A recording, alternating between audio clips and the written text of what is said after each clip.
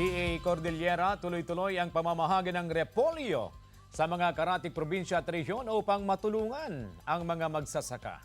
Narito ang report.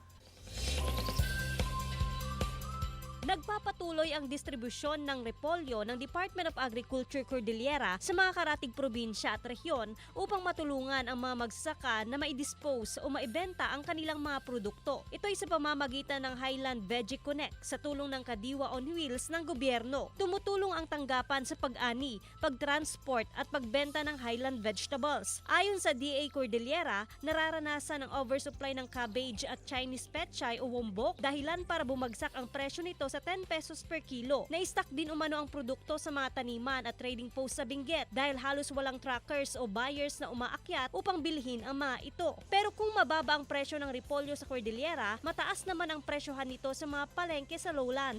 Gaya na lamang sa pamilihang bayan ng Calasiao, naglalaro ang presyo ng repolyo sa 40 hanggang 60 pesos per kilo. Sa ibang lugar po, like sa Baguio po, pag hindi kasi nila nadidispose, kaya po pag sa Ordaneta na pupunta madami pong bulok, kaya po kunwari pagbibili po kami ng isang balot, pag po nilinisan po namin yun, madami pong nalulusaw, kaya po tinatasan po namin ng konti yung price. Tumaas din ang presyo ng ilang Highland vegetables. Pang 2 linggo na raw ang biniling supply ni Rex para makatipid. Sa diesel, tumataas para minsan na lang yung pagbili mo sa palengke. Hindi naman kasi stable yung diesel natin, di ba?